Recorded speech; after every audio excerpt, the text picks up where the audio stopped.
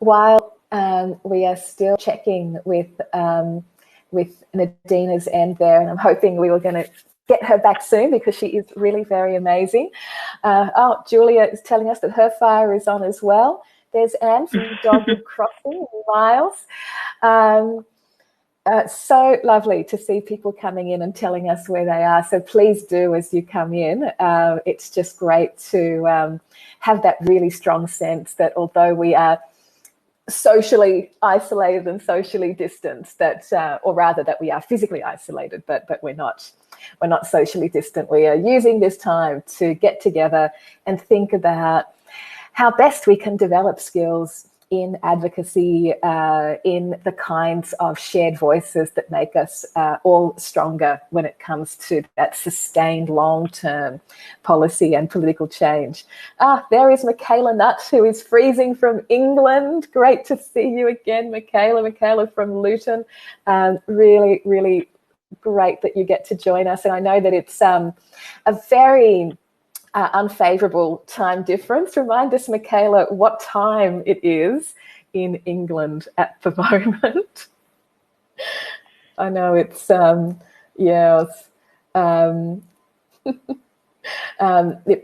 it is so heartening with colleagues joining us from around the world. 7 a.m. Okay, so we are making a great start. That's keen.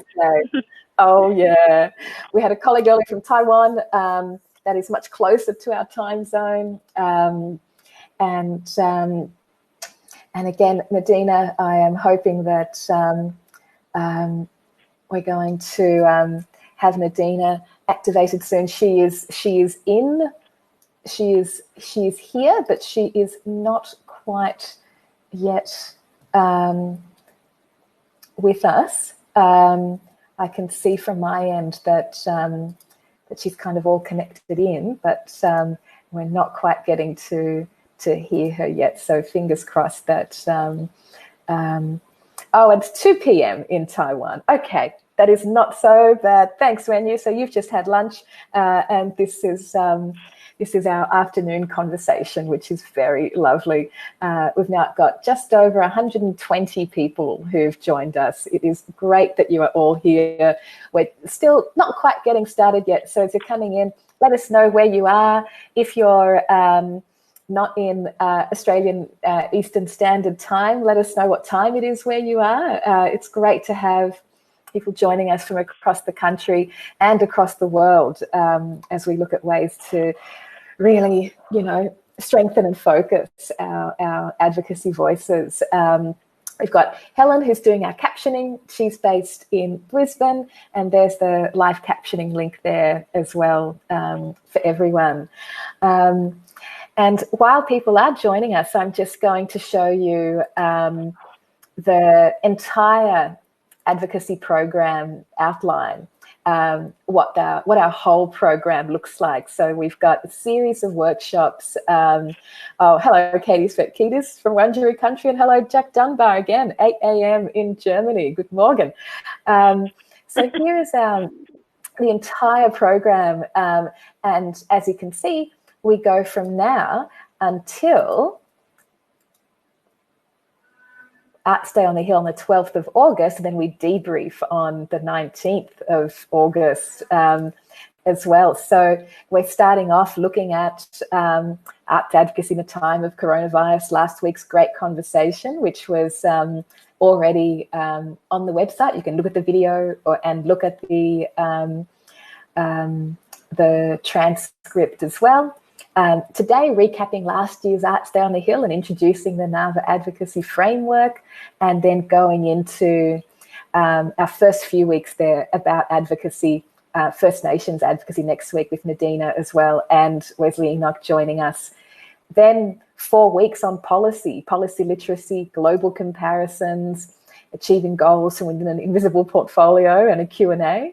So our sessions are, again, in 4-week blocks, looking at sessions on the arts and arts advocacy, looking at policy, looking at media, and looking at politics. So then we continue 4 weeks on media with some exceptional guests, and then our last few weeks on the political aspect before we get into Arts Down the Hill. So I'll go into some more detail on that in just a little minute. We are frustratingly not having success with Nadeena joining us, and I know that Penelope is hard at work trying to bring Nadeena into the conversation. But at this point, and with a number of people having joined us, we will make a start, make some introductions, talk about what we're going to do today. And it's just really, really important that we are all worshipping the internet gods right now so that Nadeena can join us, because she has so much to offer this conversation, and I really hope that she's going to be back soon. So, welcome. My name is Esther Anatolitis. I'm the Executive Director of NAVA. This is the second of our NAVA Advocacy Program weekly workshops, and I am here on the lands of the Bunurong and the Wiradjuri people of the Kulin Nation here in Naarm, which is also called Melbourne.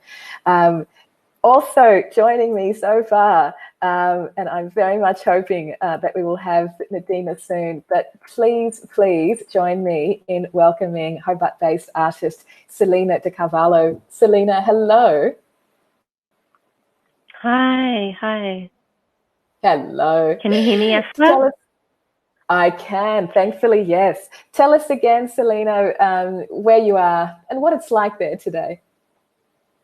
Okay, so I'm in Longley, which is on the southern mountain near Hobart or Nipalina, and it has been really warm and beautiful, and then this afternoon a big rain cloud has come in for a bit of a drink. Oh, well, that is super lovely. We've also had some rain here today, which has been really nice.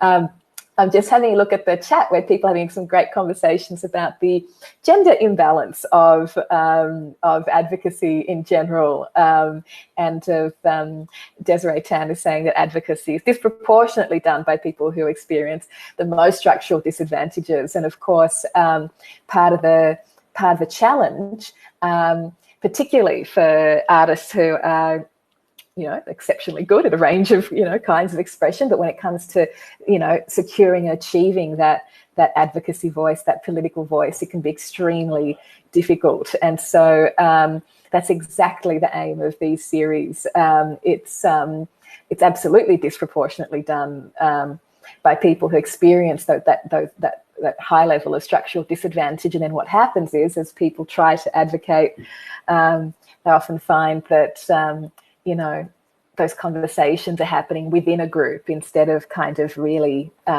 getting beyond it. So we're going to spend a lot of time talking about exactly that. So I think just about everyone has found the chat section there. You'll notice there is, if you're there now, just on the side of your screen, there is a public section. And then there's also a Q&A mode. So I just want to ask everyone, please don't use the Q&A mode if you're having just a conversation with others. We're going to be using the Q&A mode to draw out some questions when we get into question time.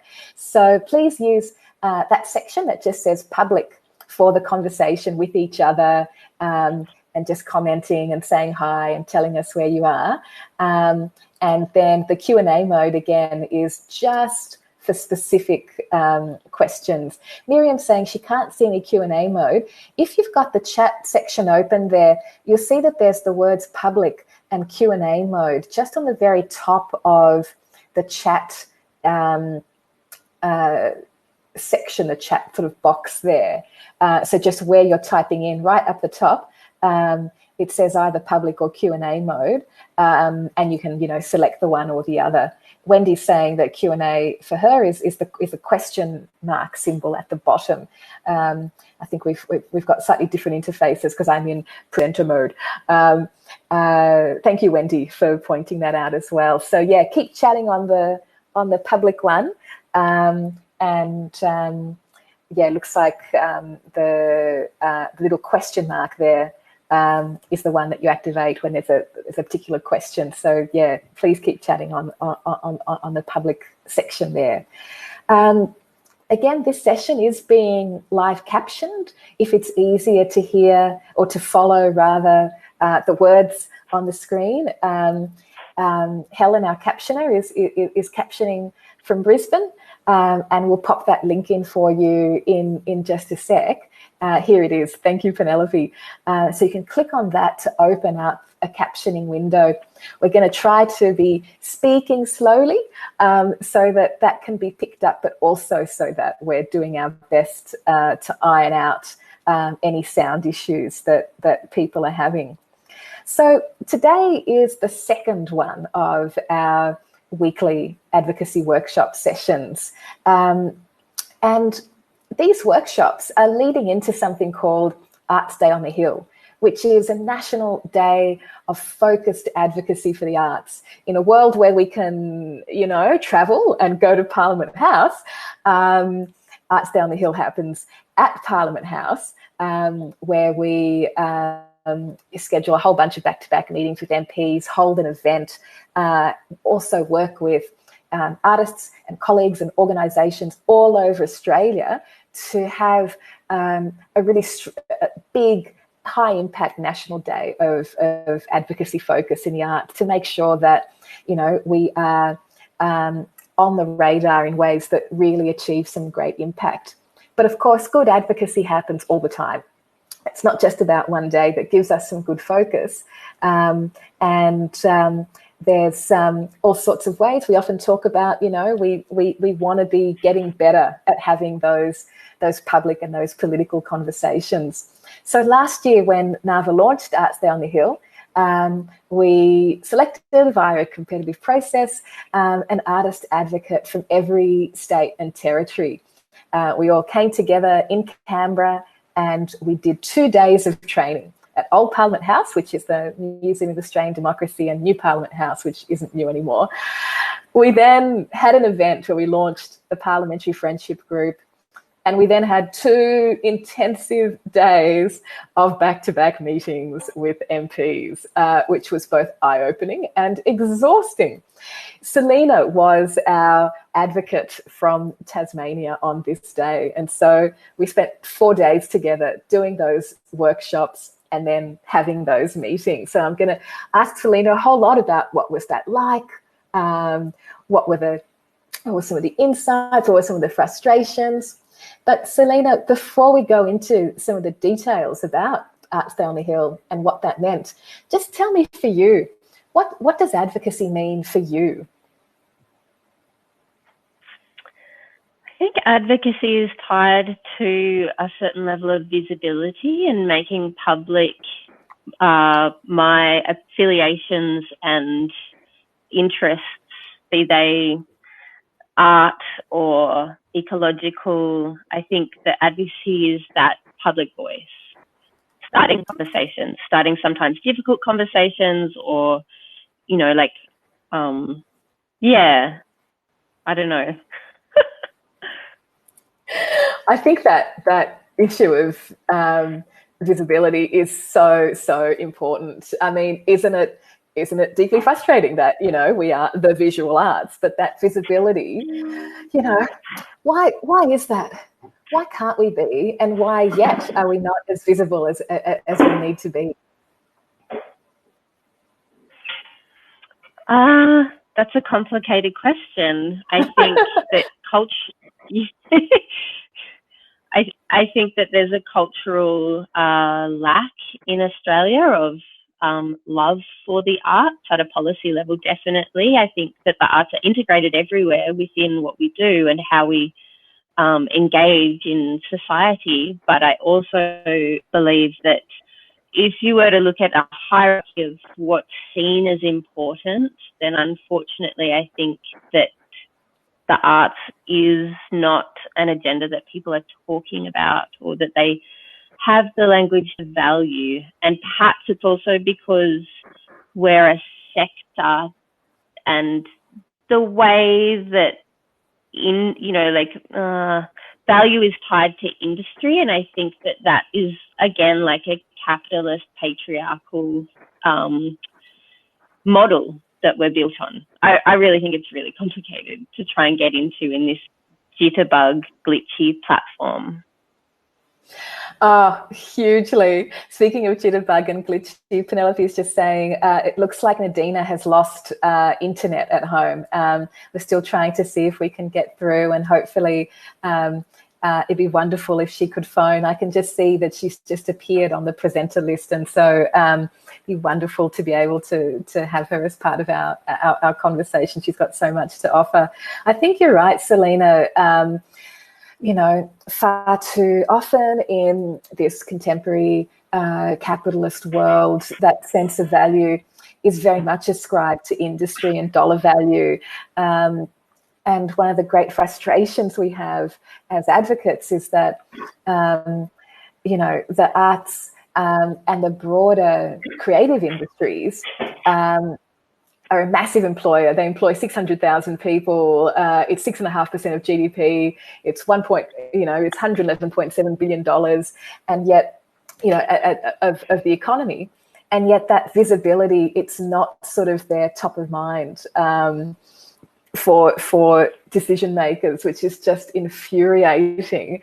But tell me, Selena, what are the different ways in which, you know, given the kind of the political environment that we're in at the moment and that the world is in, COVID-19 aside, what are some of the ways that you've tried to make political change across your work, across your career? Are we talking about arts in general? Or I feel as though my creative practice has...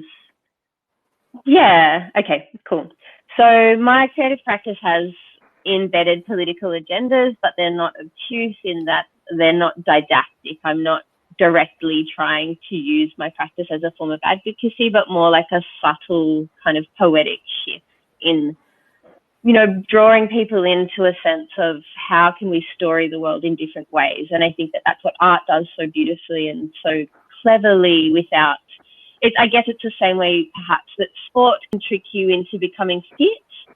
Art, I think, can trick you into becoming perhaps exposed to different layers of meaning.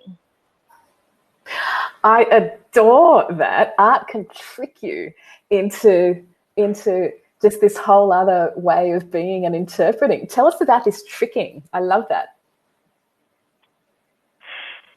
What stuff is tricking? Perhaps the same way that... Yeah. Because like you're saying, your practice, your work is not didactic, and yet there is a way in which you, it's a way in which your work is kind of, you know, drawing a person in and having to, you know, find yourself exercising your perception in different ways. Yeah, I think it's relational. It's the same that, you know, it's the same way that a flower is drawing an insect in. I think that art has that same capacity. You know, like there's affect going, and it's a two-way dialogue between the viewer or the audience and the maker. And, you know, I strongly believe that art has that capacity to affect. I wonder if that's, and I'm just looking at some of the comments there about the comparison to sport, the comparison to those economic arguments, because if we look at the numbers of people who either make art, enjoy art, you know, engage in all the different ways, the numbers are, depending on how you know, slice them up, they're either on par or bigger than sport. But is it, I'm just kind of going back to what you're saying about advocacy and visibility, is it those subtle ways in which art affects us? You know, maybe that's been a barrier perhaps to either being taken more seriously policy-wise or having that greater public visibility. I really don't know. I I think there isn't the same mass, perhaps, of people who come to an art event in the same way that people might attend the spectacle of sport or theatre. I do think that it has to do with power relationships that are within society. You know, like as you said, when we were at Parliament, we had made meetings to go and see ministers, and, you know, at that time became aware that there were so many different full-time reps from industry who are employed to go and meet all the time on a kind of rotating basis. So perhaps it's the decentralized kind of autonomous, which I see as an incredible strength in the arts, but autonomy can also perhaps be difficult to consolidate as a movement. I don't know, I think, you know, you need to be moved to have a movement. And so what draws the arts into that kind of force, I don't know. Oh, you have filled my mind with ideas. Okay, so two things there: the power imbalance, and then also like the power imbalance in terms of just power relations in society, and then the kind of structural disadvantage we have in not having those paid lobbyists. But I think that power imbalance, I think about, you know, the sport comparison, which others mentioned earlier. In sport, you know, there is some brute power there, which is in the players, particularly team competitive sport, and all that plays out on the playing field. And spectators can, you know, kind of by proxy feel that surge and the loss and the win and so on. But the power in engaging with a work of art is often so much more subtle, transformative, requires a personal commitment to engage with the work, a certain kind of duration, to be in its presence, you know, that all that kind of cognitive stuff around, you know, drawing those connections. And I guess also maybe with some politicians as well, maybe some people don't want to make themselves that vulnerable in order to have that experience that can be powerful. Yeah, I agree. I think there's a sensitivity and a subtlety and a sincerity, perhaps, and they aren't traditionally the types of qualities that are associated with power necessarily, although I see them as being powerful, and I would dare say that many people also do. Oh, yeah, completely agree. I mean, we look at, for example, the way that different politicians right now across the world are responding to the coronavirus and having to adapt their leadership to a time of crisis, and seeing which are the leaders who take empathy and personal vulnerability as part of that leadership toolkit, and the ones that don't. You know, it's quite incredible. I mean, when I go back to, I mean, it's a whole other way actually of posing that same question to you around, you know, how do you achieve political change, or how do you achieve, you know, change in general? That work of being an artist who creates the kind of work that you do is very much about creating a change in someone, you know, a change that you feel with your whole body. Selena, tell us a bit about your practice, just for those of us who haven't yet had the chance to experience it. Tell us a bit about what you do and why you do it. Okay, so I would say that first, I am the most changed by my practice. So while I might have aspirations to change others, I'm the primary site that has been affected by the work that I do. So a lot of the work that I make is in witnessing ecological disturbance, and for a long time, that's where my attention has been, and translating that into creative context. So I see myself as a witness, and then using that as a construct. So journeying to different sites, a lot of my practice has to do with field work, and then bringing those experiences back into interactive, often participatory installations.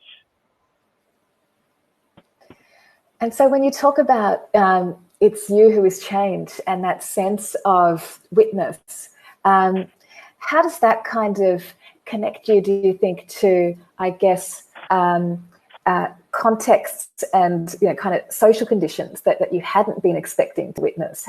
Tell us a bit about that sensitivity to, that broader ecology, which you're also making, through the work. I'm not sure that I understand the question in its entirety. Can you try rephrasing it? Sure. Yeah, I just sort of was thinking about that distinction between you as a witness and you as a creator, and then your work is also about complex systems, but it also, it's not inert to those. It's affecting those in some way. How much of your work, I guess, is that sensitivity to, as well, there's, the position of witness perhaps as an active one? Yeah, I've framed myself as a witness because it entails a certain type of responsibility. So I think when we witness something, then we're also held account to that. So that is, it's how I've started discussing and thinking and then translating that. And of course, when I'm out in the field and I'm witnessing something, I've chosen to go there. So it's different to being happening upon something by accident or per chance. Yeah. So it's maybe even journalistic in that way. I'm not entirely sure. Oh, I like that. I mean, it's a real heightened awareness and a sense of, being the conduit.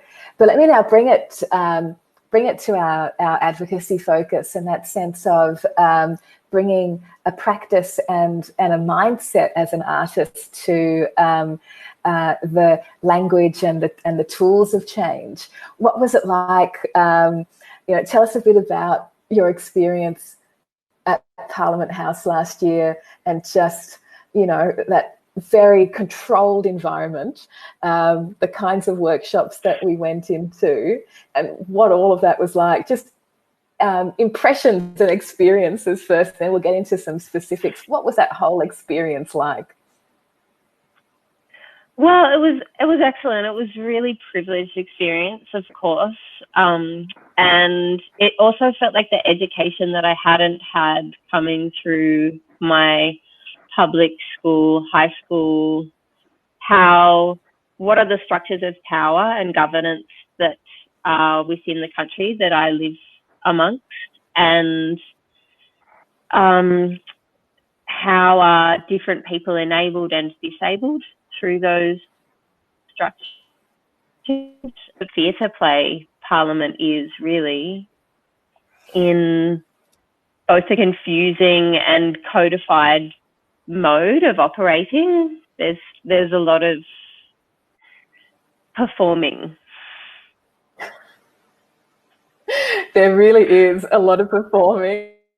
Tell us about that structural stuff. It certainly was, an experience for all of us from that, from a privileged position of being able to access, having had to go through and jump through all the hoops simply on the security side of access, and then trying to get in there and navigate.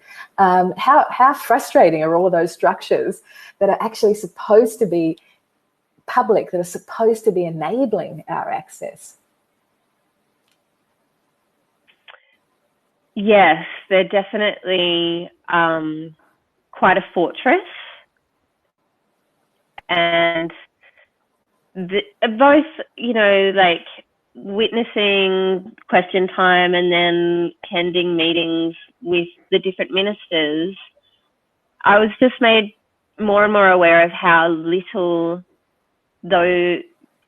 people really have much understanding of the complexity and diversity in the arts, and how each of those kind of conversations really had to start at this very kind of safe sort of a space where we could then kind of hold hands into some more abstract kind of notions of experimentation.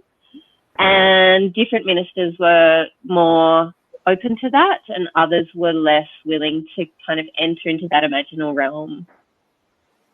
Which was fascinating, wasn't it? Because they'd all agreed to meet with us. And even at that level, because what we did is, there were 8 of us, from every state and territory. We introduced, led by the artists, here's my practice, here's what I do. And then we went into some specific issues. And in future weeks in this workshop program, we're going to get into the very specific things of how to plan a meeting with an MP, how to get your message across. So we're going to get into all of that. But yeah, it was strange, Selena, wasn't it? That even the ones who they'd said yes to having this meeting with us. But it goes to what we were saying before about power, vulnerability, intimidation. There was almost this kind of, I think this conversation might be going somewhere where I'm just not going to know what to ask. And what if the artist says this? That was funny, wasn't it? Yes. And also a marathon. There were a lot of meetings. So I think that there was a mutual kind of sense of weariness, perhaps, or wariness. Now, I'm just noticing that, no, I thought for a second there that we had Nadeena back, but we did not.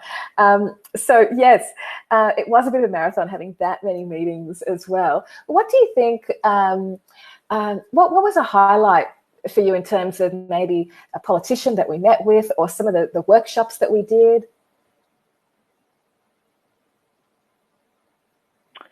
Oh, what was a highlight? It's difficult to cast my mind back. It has been a while.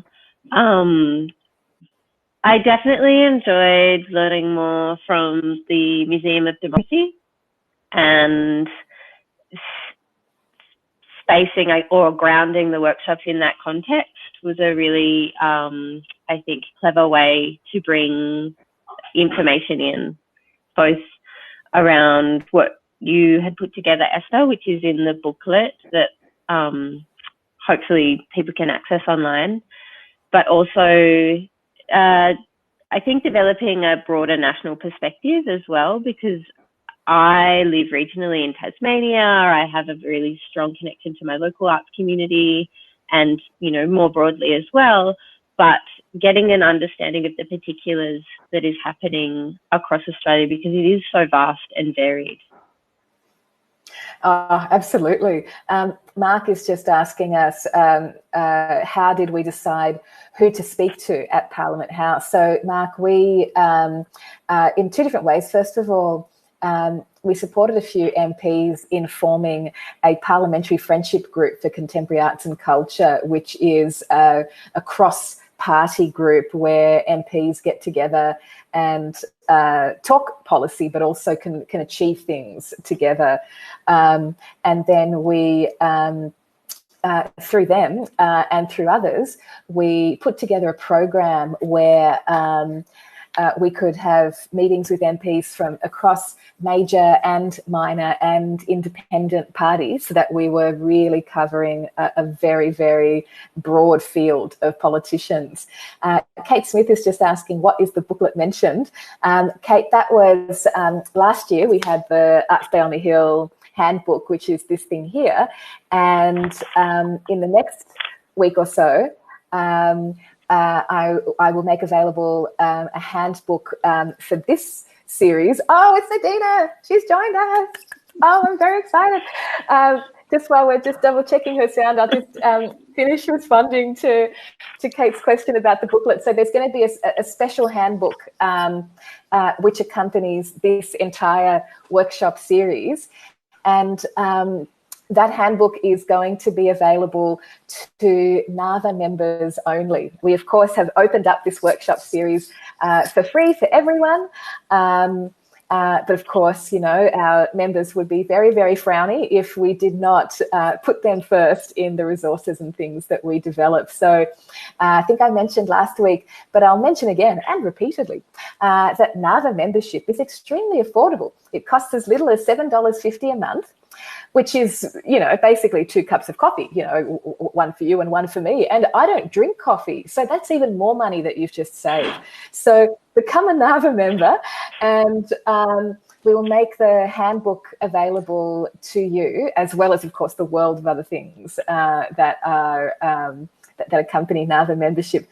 Now, it is my enormous, enormous pleasure to welcome Gadigal, Wiradjuri and Yuin artist Nadeena Dixon. Nadeena, thank you to the internet people for persevering. So good to see you. Hello. Hi, guys. It's lovely to be here. It's so great to be here. Nadeena, we were saying earlier, the bizarre irony that we were doing our tech testing before, and Nadeena's sound was great. We're having all these problems with Selena. Yep. And then we lost Nadeena, but it is wonderful to see you. Nadeena, tell us where you are today.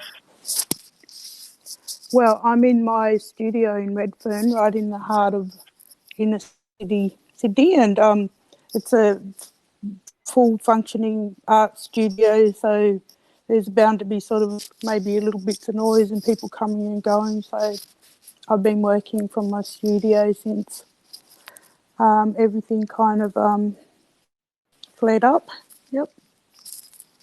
Oh, it's so great that you have got that space, and great that we've got you back. So, Nadeena, we were just talking a bit about Selena's practice and how connecting that to advocacy is both, well, it's a subtle and an indirect connection, but certainly around an interest in power and its dissemination, but also her role as an artist, as a witness in a range of different ways. And I posted a link to Selena's work earlier. I'll pop one up to yours as well.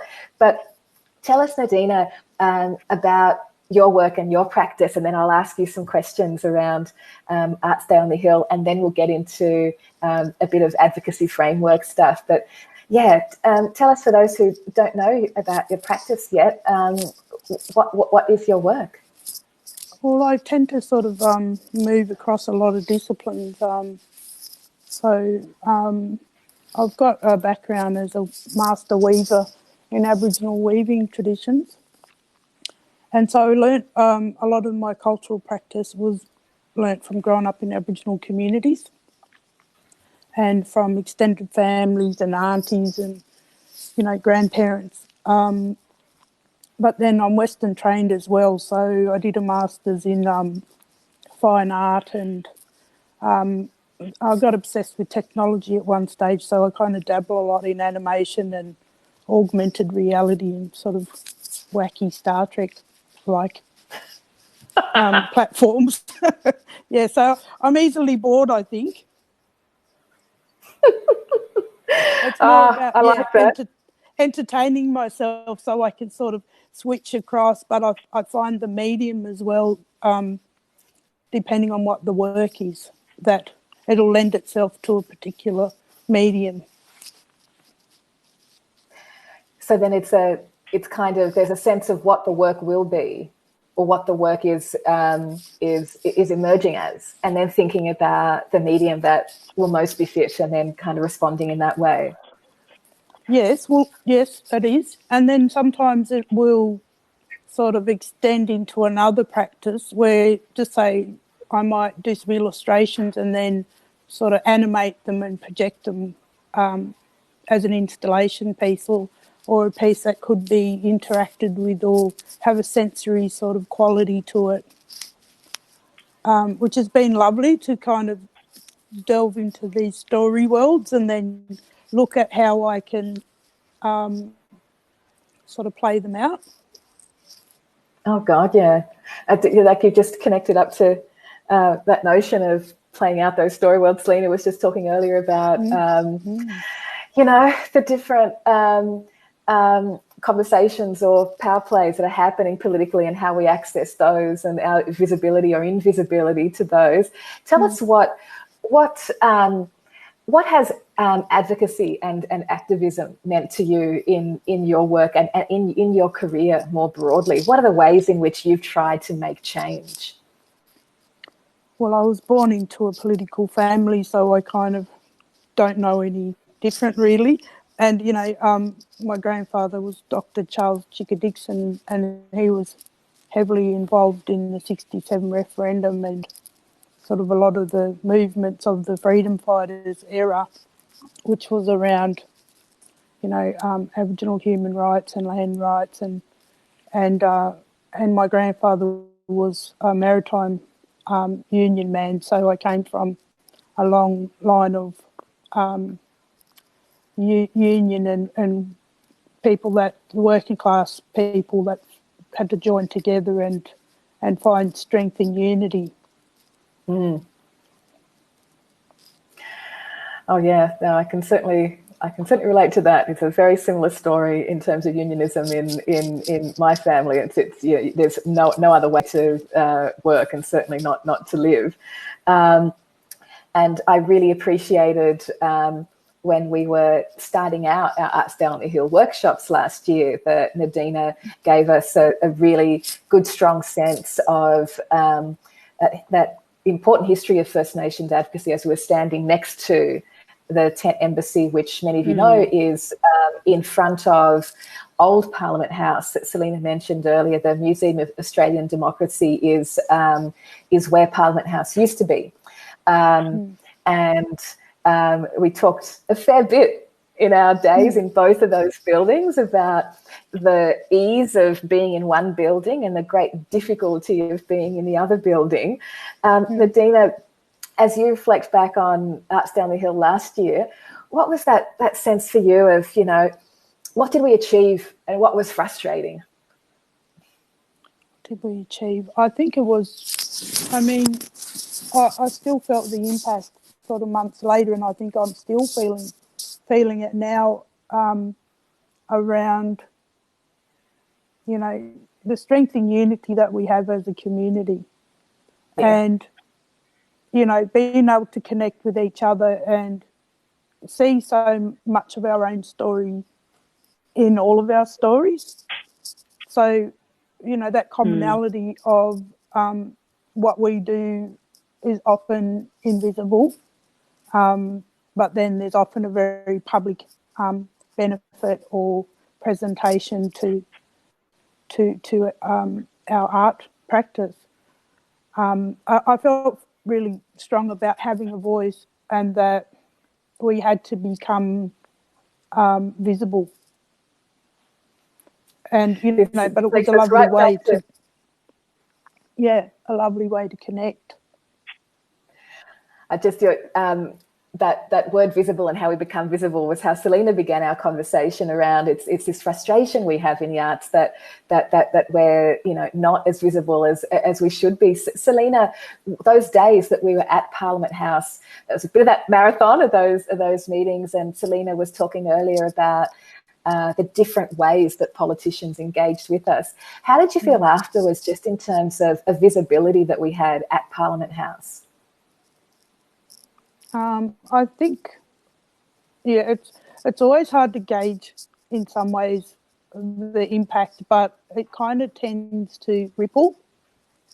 So often I'll sort of put something out into consciousness and then just let it sort of, you know, set your butterflies free.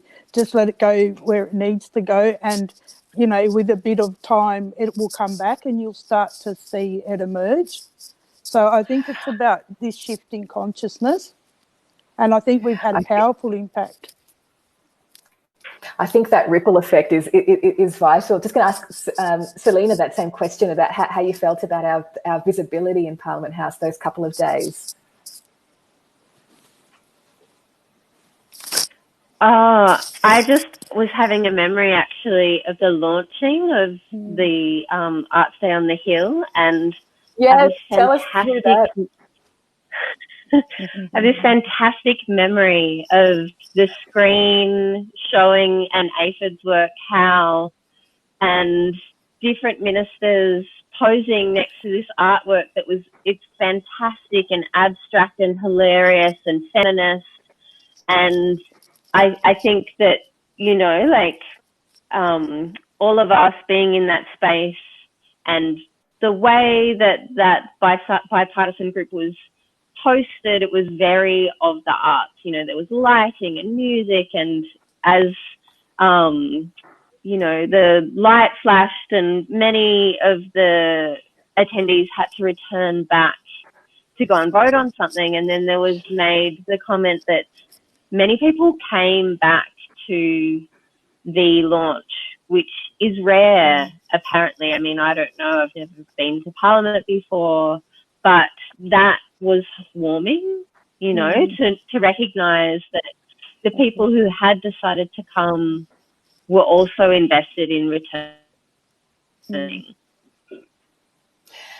Yeah, that was remarked upon by the staff there, that generally when these events happen of an evening, as soon as the division bells ring when they've got to go back into the House of Reps or the Senate to go and vote, generally MPs think, oh, great, that's my exit strategy, I don't have to go back to that event. But in fact, they kept coming back because they wanted to get to know us. They wanted to have the conversations with all of you as advocates. They wanted to know the colleagues.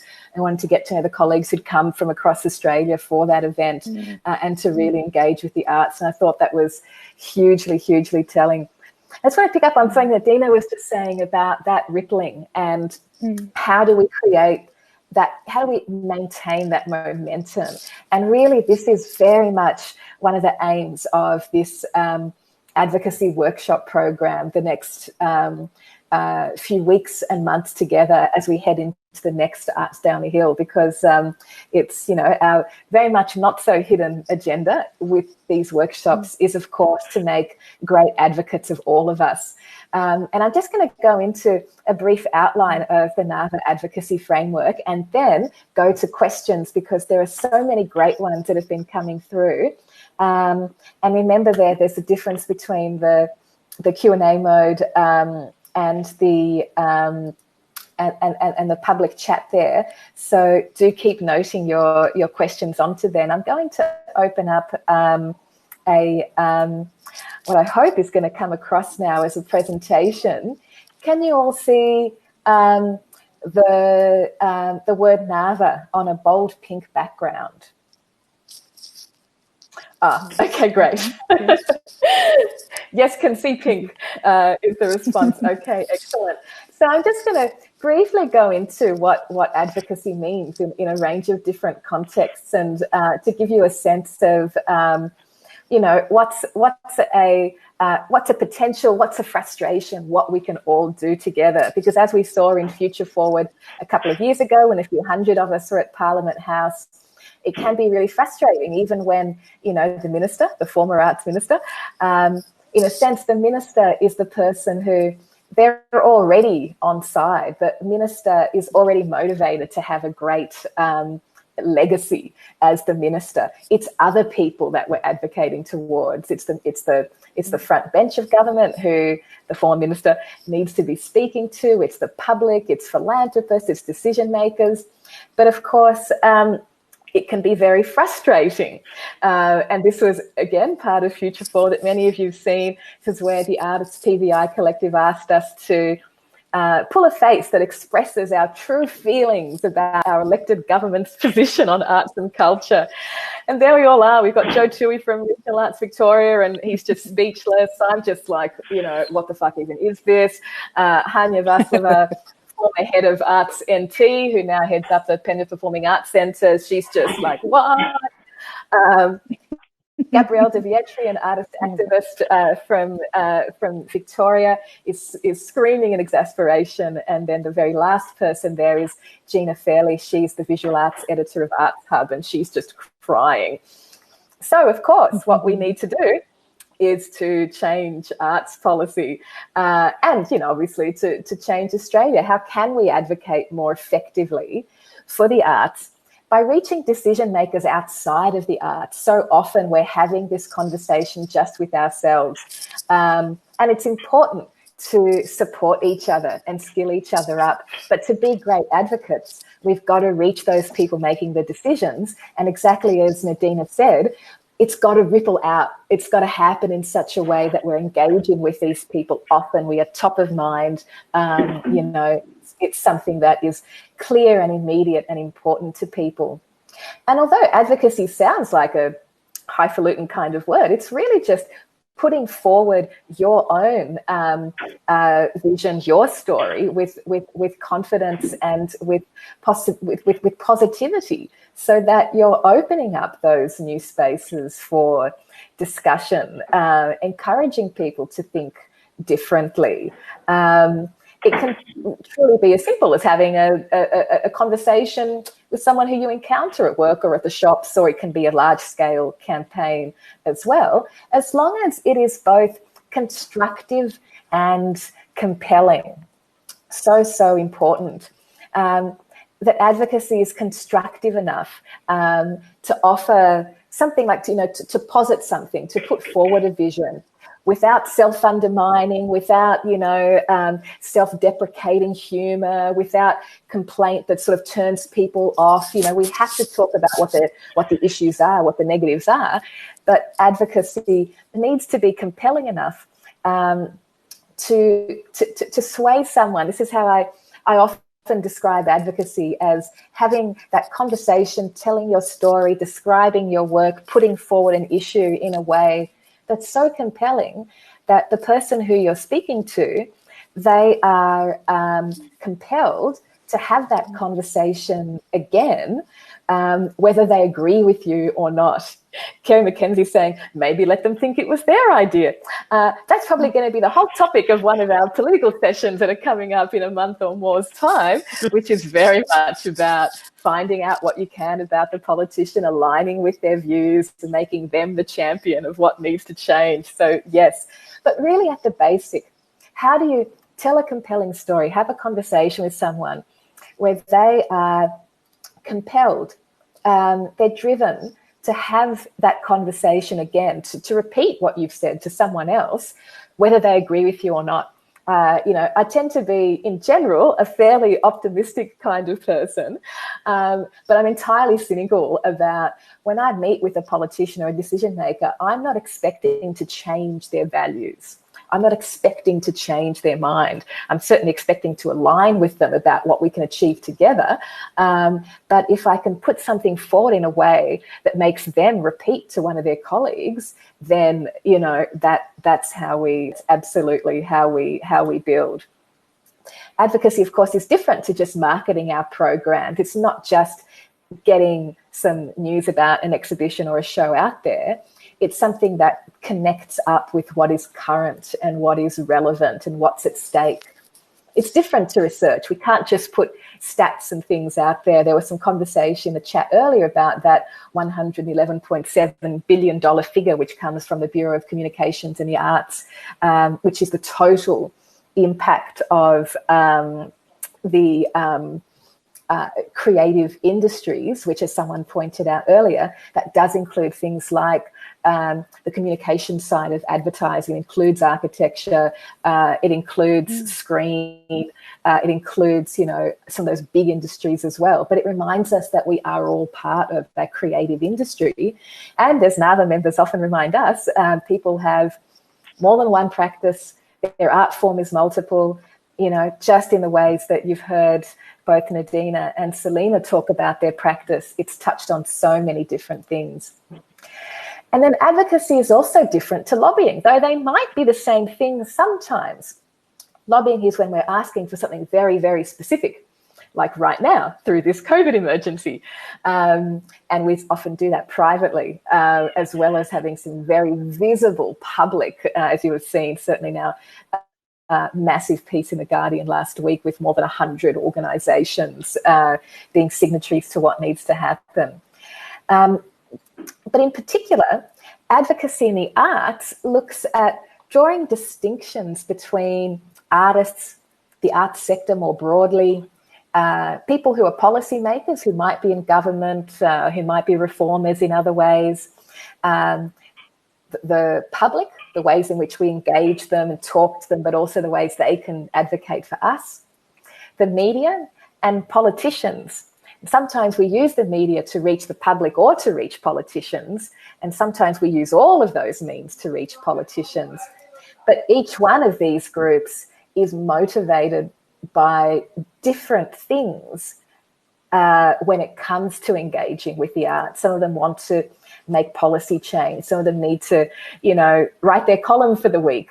Some of them want to be inspired. Some want to sustain a practice. Everyone's got different motivations and very different ways of being engaged.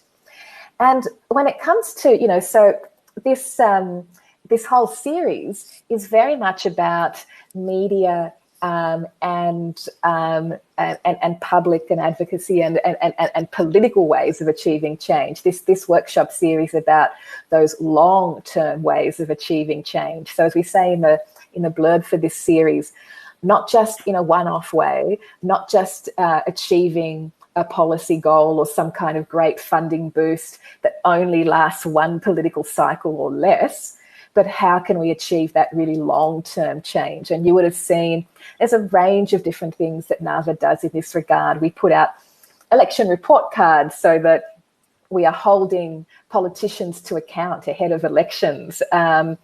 We've got Arts Agenda that comes out once a month and goes to policymakers and journalists. We hold talks across Australia or like this, across the world, and things like Arts Day on the Hill where, we're constantly doing things like government submissions and so on across a whole bunch of areas, like all of these issues, looking at, specific advocacy priorities for the arts. And then also contributing to government inquiries to make sure the arts voice is in there. And then media campaigns around particular issues that need to be advocated for. But of course, all of that really does look like a lot of work. And that, of course, that level of engagement when it comes to those ongoing government engagement, that is really not for everyone. Of course, that is one of the reasons why NAVA exists, so that we can lead policy, advocacy and action for a contemporary arts sector that's ambitious and fair.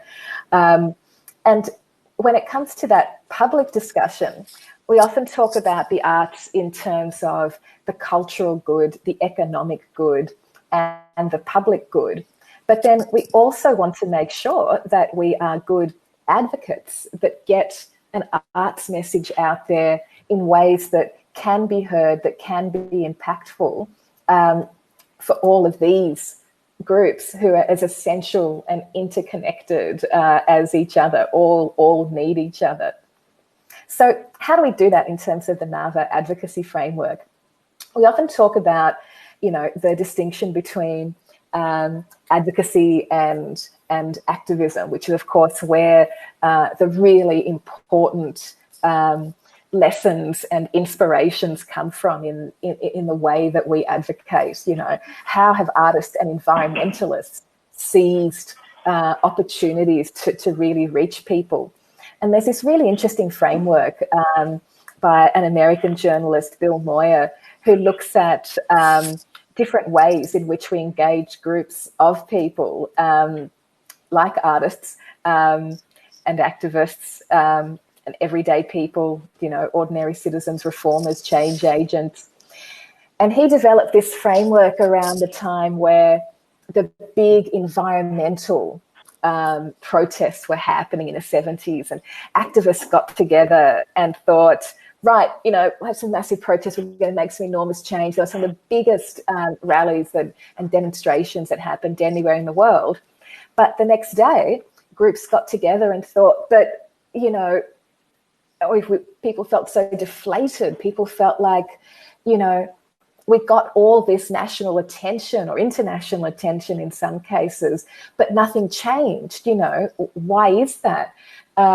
People felt like a failure, whereas Bill's contribution was to say, well, no, you've just achieved something that no one else was ever able to do. It's just that that's not the only thing. It's part of a broader approach. So citizens, reformers, rebels, and change agents. Rebels are going to be ready to be activated, securing attention, having really creative ways of engaging, but might also, be motivated by a bunch of negative things like frustration. Madeline Thornton-Smith is just saying how depressing that sounds. And yes, it is absolutely true. It can be. Citizens, of course, we need general public to be engaged in what we do. But of course, citizens who aren't often engaged might be naive to what some of the key issues are. And then also we need reformers. We need people who can actually articulate policy change. But of course, if they only use those known means, then maybe they're not being creative enough. And at the same time, we need, thank you, Michelle Ball, don't get depressed, get active. Very good point. At the same time, we need change agents. We need visionary people who can organise, who can look towards the future and see what's possible. But as long as they're not utopian or dogmatic. So it's very clear, of course, that all of these groups need each other, and that in our advocacy frameworks and the way that we plan campaigns, we need to have those ways of all working together. I will put these into the toolkit that we make available as part of this, but you can also, look up the Bill Moyer framework. But yeah, he talks about what happens when there's a trigger event, like COVID-19, for example. There's a massive public awareness and a public opposition to current power holders, and then a public support for alternatives, for seeing what those alternatives are, but it relies on activists, campaigners, planners to really make the very best of what those triggering and re-triggering events are. Similarly, those groups, rebels, reformers, change agents, citizens, they respond in different ways. So the citizens are probably the slowest to really engage and think, oh my God, things need to change. Whereas the rebels are ready to go, ready to be activists, ready to call to attention what's needed, but then their focus can drop right off. The citizens and change agents are the ones, really needing to be focused on. And so in thinking about what our framework is, I've looked at abstracting that into the ways in which we engage the public, engage policymakers, engage members and artists, and also engage influencers and donors, which takes us right back to our artists, the public, the sector, the media, policymakers and politicians. And so when we're planning our advocacy, asking ourselves the questions, what are we trying to achieve? As someone else has just mentioned in a chat there, what tools do we have at hand? What language will be most effective? Who will we engage? And what does success look like? So in particular, around tools and language and engagement, what's the research and the data, the networks that we have? What are the different kinds of language to use for different kinds of focuses? And then what are the specific things that we're going to do?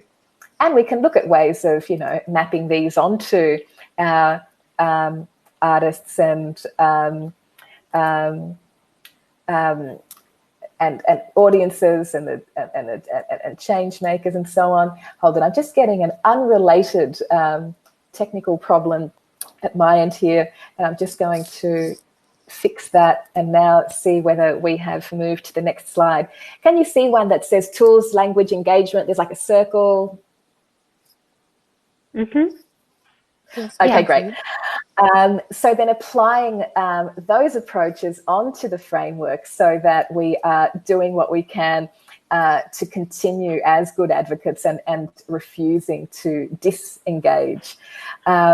Because going back to that question of how do we transform the way Australians value the arts and see the role of the arts, in a sense, each of us as individuals will want to choose the specific things that we do.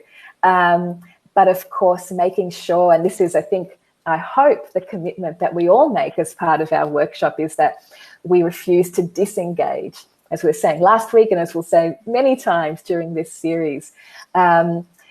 When we're really frustrated at, who the other lobbyists are, who are, often talking of whether it's the defence industry, back to marriage equality, education, the big banks, it can be frustrating, and we can think that, we don't have as much power as the others, and that we do want to disengage. But of course, when we disengage, we give more power and not less power to the people who we're disinclined to trust. So these next weeks and months are all about engaging us in this very, very specific way of looking at the different ways that we can advocate and the kind of change that we can make. So let's go back to all of us, to Nadeena and to Selena, and the questions that you've got for us. People are asking whether those slides will be available for review. There's going to be a handbook for the entire program of these workshops, and that'll be made available next week or possibly the week after. And as I was saying earlier, that's going to be for NAVA members only. So now is a very good time to become a NAVA member, and to make sure that you've got access to the whole range of things that we offer.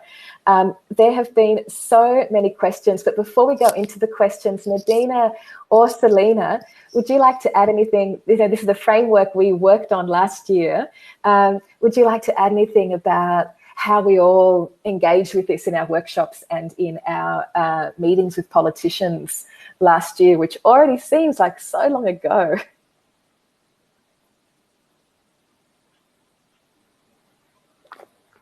How does it help distinguishing between, I guess, artists, the sector, policymakers, when we're thinking about how we focus our advocacy?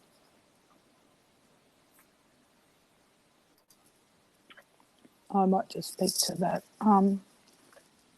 I can just remember that there was a really strong sense of goodwill. There's a fondness for arts and, arts in our communities. So I think just, reasserting the importance and the value that art contributes. Yeah, I think that Definitely. Goodwill and finding ways to harness that is so vital. Selena? I think as well being strategic about how you're vocalizing what it is that you're trying to advocate for or who it is that you're communicating with. I think having that framework was really grounding for that. Yeah, for really directing different conversations and being aspirational, not just kind of going for what you think you might get, maybe, but being truthfully aspirational about what you can ask for, what we should be asking for. I like that very much, because that's absolutely, and you will have seen that the language that we've chosen through this coronavirus period isn't simply about the economic impacts to our sector as an industry of, artists, organisations, but it's been about Australia's cultural life. This is the greatest disruption to Australia's cultural life that many people have ever experienced. That's what's at stake. This is about everyone in Australia and how we live and engage with each other. Now, I'm just going back to the questions, and there have been a number of questions. And unfortunately, we've got still some chat in the Q&A, so I'm just going to scroll back up. But there was a question earlier about the tangible and the intangible value of art. and just how incredibly important that is. I think that's hugely important. That was Kaz Willis's question. And also to answer the question, the Arboretum does place a value on its trees.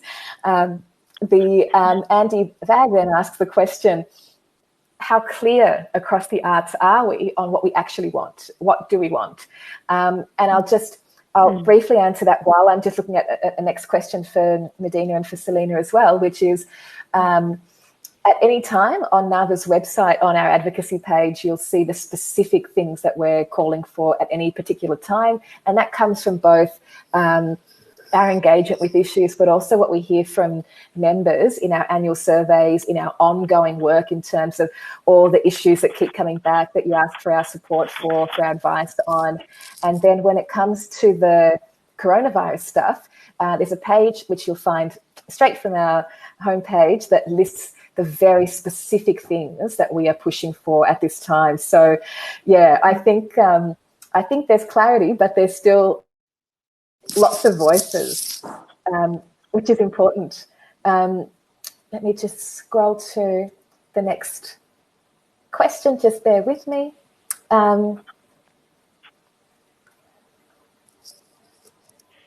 Yeah, there's a question from Jen about that big aggregate figure about the 111.7 billion, yeah, including a range of things, and perhaps an important influencer for those money makers like architecture and design. Perhaps we need more support and solidarity from across our broader sector of arts, design and entertainment. And I can tell you that is very much happening at the moment, that needs to be more vocal. Janita Byrne has asked, what was the most positive outcome of the last Arts Down the Hill and the most negative outcome? That is a great question for Nadeena and Selena. What do you think was the most positive and the most negative outcome?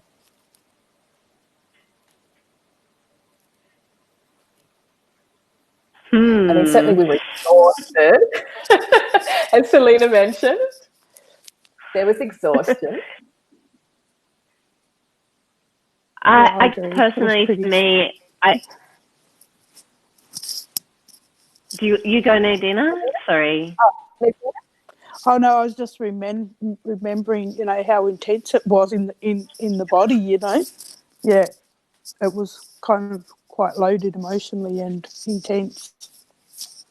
Yeah, tell us more about that emotionally loaded, because I think one of the especially when, you know, you start with a kind of like, here's my practice, but then here is also, you know, the issues and inequities. And then when politicians are asking what's really a naive question for them, because they're asking it for the first time, but for you, it's questions that, you know, can be quite wounding when they don't necessarily realise just how cutting some of those questions can be.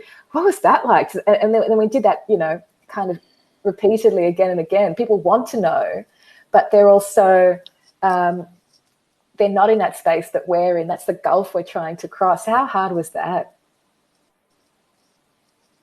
Yeah, it just keeps being frustrating, doesn't it?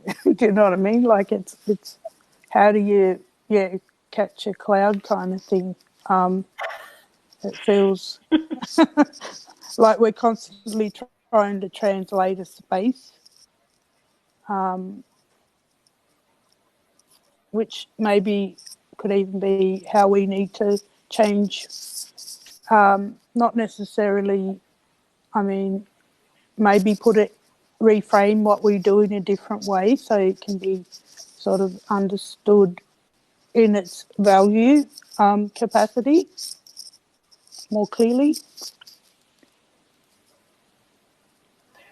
Yeah, and especially when we're not kind of yet speaking that same language. We're sort of, you know, we talk about us developing that advocacy language together, but then we're also trying to, you know, in a sense, create this language among politicians as well. We're sort of trying to train them into our world as well. That's the Parliamentary Friendship Group. Selena, I remember you mentioned afterwards that there was kind of a shifting language in the way that you used, you know, some of that stuff in advocating afterwards.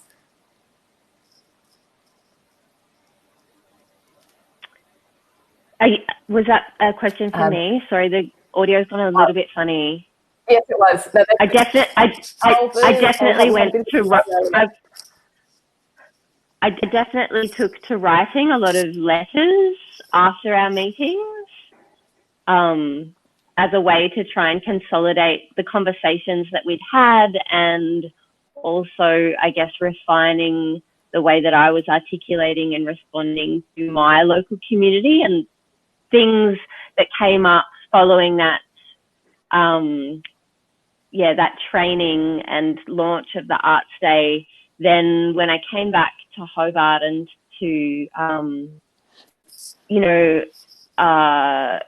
the different things that came up, like, for example, a local arts organisation was defunded who have been really long-term supportive in my practice.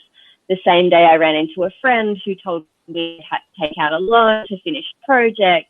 All of these different things that occur in the arts that then became highly politicized because I'd been engaged in this training session, and I then used those incidences as ways to try and communicate that back to the minister.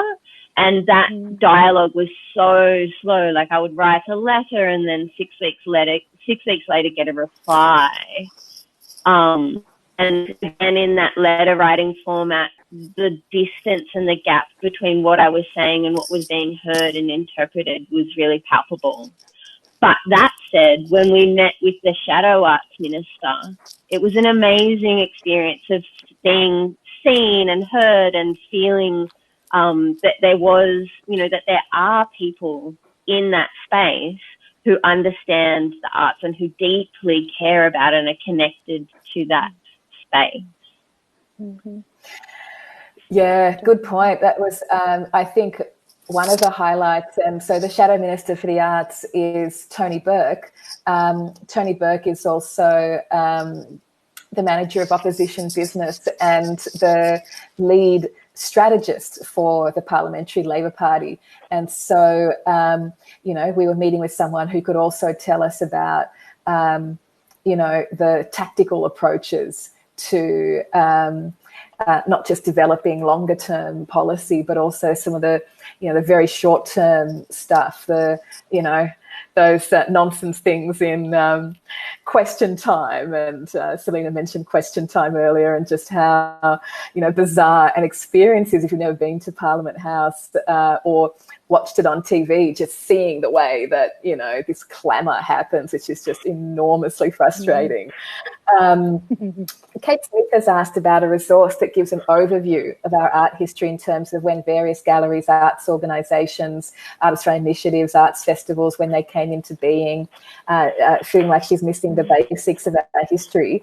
There's a number of different approaches there. There's a fair bit of there's some historical stuff on our website. There's some research on the Australia Council's website, especially in terms of the history of VACs. There are resources on the history of arts policy and how, different things came into being. But one resource that will give an overview of all of that, I would love if that existed. And I think there's a great range of research that people do.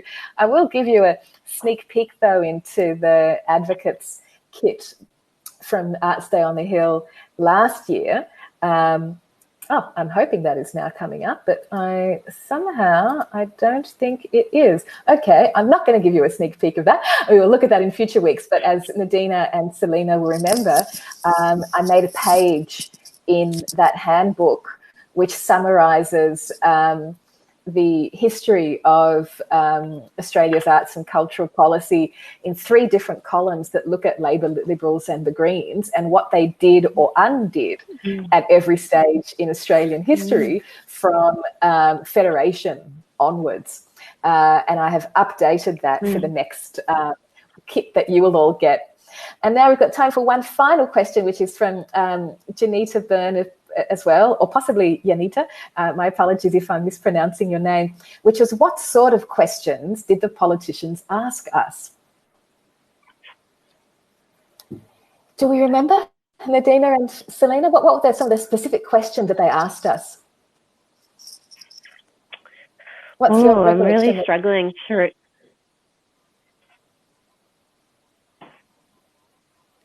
I'm just thinking off the top of my head.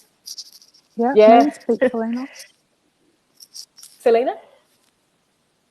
There was a lot of asking about, well, there were a lot of us is one of the things. So, you know, there were many different artists who would come into each of the meetings, and we would ask politicians about what they knew of the arts in their sector, like where they are representing what's happening in their space.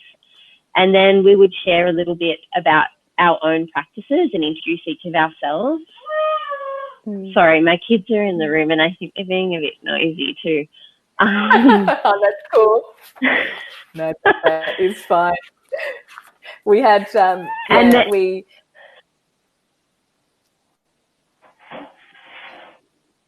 in our workshops, we had looked at what are we advocating and how do we plan a meeting with an MP. So we'd had our tools on how to engage with a politician, how do we plan a meeting. And some of the questions I think were, you know, some very specific questions about people's practice, which was great. But then I think from the opposition, there were, you know, the questions of, you know, how will you change your tactics and your approach with this government? But I feel like a lot of the questions that came from government were still the very, just as you've both said earlier, still those very introductory questions of, oh, you know, it's an industry. How do you all work? How do you make money? How do you reach audiences? And then just being astounded at the size and the scale of the industry. And also when we made specific asks, so we had all worked out the 3 specific things we wanted to ask for, you know, they kind of sort of nodded and said, yeah, well, that seems like something that should be achievable. Let's look at how to do that. And so I think in some ways, maybe they weren't expecting us to be so clear and focused. It was, but again, as Selena said earlier, so many of them said to us, this is the first time I've ever had anyone in my office talk about the arts. No one's ever mentioned this to me before. People don't mention this in my electorate. And of course, when MP after MP after MP is telling us that, or telling each other that, that very much indicates just, you know, what a problem we have as advocates in general, but also what a great challenge we have. And that is the aim of all of our workshops coming up. We're going to be meeting weekly at this time, 4 to 5:30 on Wednesday evenings. And we have got quite a fantastic program coming up next week. Nadeena's going to join us again, but we'll also have Wesley Enoch, who you would know as the artistic director of the Sydney Festival. He's a writer and a director, but he's also a board member of NAVA. And we're going to look at First Nations advocacy specifically. Then we're going to be joined by a politician. So remember, we're doing these in 4-week chunks. The first 4 weeks look at arts advocacy in general. Then we look at policy literacy and how to make change. Then we look at the media and how to secure impact. Then we look at the politics and the key issues there. We've got our next few weeks will be going in some detail about how advocacy works in a whole lot of different contexts. But we've already come to the end of our session for this week. First of all, before I thank Nadeena and Selena, I'd like to thank Helen, who has been captioning. Helen, on the comments here, people have been noting just how useful that has been. And so thank you again. It's really, really fantastic to have that so that people can follow, but also those captions feed into our transcriptions, is also recorded and will appear on our website in coming days. Enormous thanks to Penelope and to all of the NAVA staff who are also on the call on the session at the moment, and to everyone who has joined and continued that conversation on the chat. And as I was saying earlier, that kit that work kit that we'll make available, there'll also be something in there about ways to connect with each other and continue conversation, because I've been seeing on the chat some really great ways. So everyone's been saying, oh, I want to keep up this conversation. Of course you do. The whole point, as Nadeena was saying, was to ripple out, to really build and develop this. So any final observations and comments from Nadeena and from Selena? Nadeena?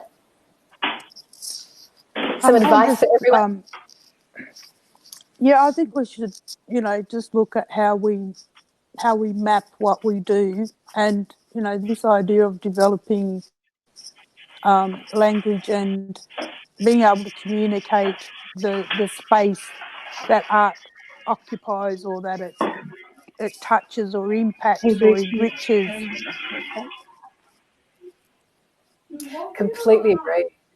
Developing that language and those connections, but also making sure that when we develop that language, it really is authentically ours. I think that's something we'll keep picking up on in the next few weeks. Yes, we need to, master those different political systems, but that's for access, that's for pathway. We don't lose sense of who we are. That's hugely important. Thanks, Nadeena. Selena, any advice or thoughts for everyone just as we're wrapping up? I agree. I think that sense of authenticity is really important. And I'm just seeing here in the chat solidarity. And I think that working together, finding your peers, doing stuff together, not alone, is absolutely integral. 100%. Well, everyone, please join me in some text-based way in thanking Nadeena Dixon and Selina De Carvalho. What a great discussion. Thank you both so very much. Thanks, guys. It's been lovely. Thank you, Esther. Thank you, Nadeena. Yeah. And thanks, Selena and Esther. After that intense time together. Yeah, it really, really is. Lovely. We will see you all again this time next week, where we look at First Nations advocacy with Nadeena Dixon and with Wesley Enoch. Stay safe and comfortable, everyone, and see you next week. Bye. Okay, thank you. Bye. Bye. Bye, everyone. Bye. Bye. Ciao. Bye, everyone. Take care.